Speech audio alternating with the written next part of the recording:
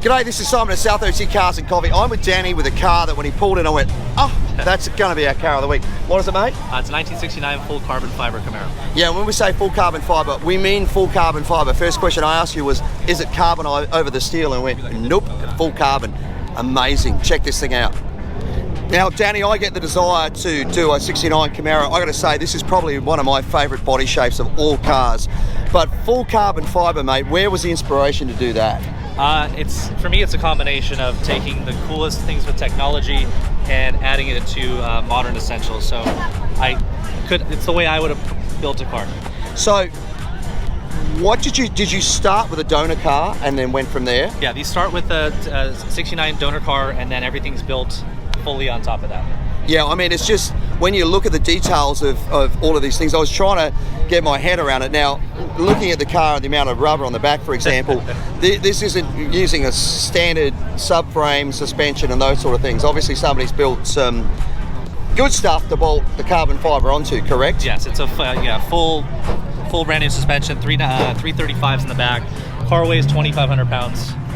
It's just, I mean, the fact that the car only weighs that much, but lots of little details as well. For example, a lot of people will get rid of the drip rail along here, but what you end up with is a wide span that looks unusual on the car and it ruins the design. What I love is the fact there is this just slight style line that fades off into the side to give you the impression that it's kind of there, but it's not, which is super, super cool. I also personally like the fact you've kept the stock door handles on it. A lot of people would be tempted to go and do a Kindig style door handle, which, hey, I get, I think they look great. But sometimes I think if you do too much like that, you're time stamping the vehicle for a particular era. And when those door handles go out of shape, that you'll be in a position where you won't be able to, the car will look outdated, so to speak. Yep. So let's talk more about some of the stuff on it. One of the other things I like, the glass. It's a one-piece glass, there's no chrome trim. It's put in like a modern window, sealed, makes the glass bigger, but just gets rid of all of those extra lines in there, which is cool. 100%, yeah? yes, yeah. And I would take it, being the carbon fiber body, there probably wasn't even the facility to use traditional glass on it, right? No. Everything, the bumpers, but once again, I like the fact that, you've gone with black taillight surrounds as opposed to trying to do over the top with carbon fiber, which is called the spoiler's carbon fiber. So let's keep walking and talking about this thing. Let's talk about wheels first of all. What are they? They're forged line, so it's a 13-inch rear, and then so 335s in the back, 295s in the front. So they're about 13 inches, 14 inches wide, and wow. a 9-inch rear. Yeah, that's so cool. So it's a solid rear axle, not an independent rear end in it? I'll have a look underneath. Have a look underneath. No worries, we'll have a look. More than I do. So I love the interior as well, and one of the things I really like about this interior is, once again, it looks contemporary, but it still looks period correct for a 69 Camaro.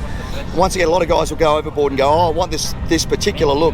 I think the 90s are a classic era. When you see a lot of 90s cars, they'll have a couple of things. They'll have billet steering wheels, they'll have billet wheels, and they'll have those sort of big, bulky, sort of tan-coloured interiors of that era. And once again, the rest of the car stays looking contemporary, and then the interior is looks dated. So, there's a handle there for your passengers as well. I like that.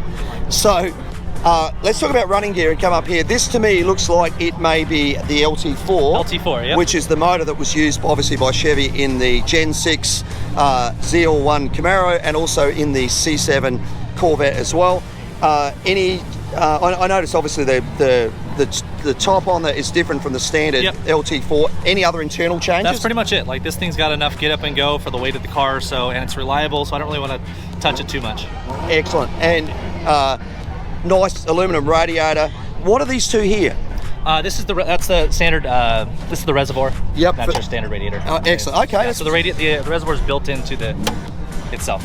What I love about the car is when you look at all the billet hinges and everything else that's integrated into it. Once again, it looks period correct, and then that front end. For me, see the headlights? Oh yes, please. So for me, this is one of the sexiest front ends on. Oh, look at those headlights go away. That's just such a great look. Put them back again, because that's just the. Oh, that's just wonderful. Absolutely wonderful. Some interesting facts about the Camaros with the RS front end. In '67, they used an electric opening system, and in '68 they went to vacuum because in some of the cooler climates they had issues with the doors becoming frozen shut, and then they burn out electric motors. In later years, most people went back and put conversion kits to go back to electric. This is just an absolutely beautiful car. Transmission, I guess, is whatever. Tremec 56, yep. So excellent. So everything about the running gear and everything on this thing is absolutely perfect. Well, as our car of the week winner, you get this Meguiar's complete kit, which includes the hot shine foam, the quick interior detail, the perfect clarity glass cleaner, the ultimate wash and wax, hybrid ceramic detail, and the microfiber. Keep this amazing, amazing full carbon fiber LT4 1969 Camaro in the incredible condition it's in. Congratulations, and thanks so much for bringing it out. Thank you so much.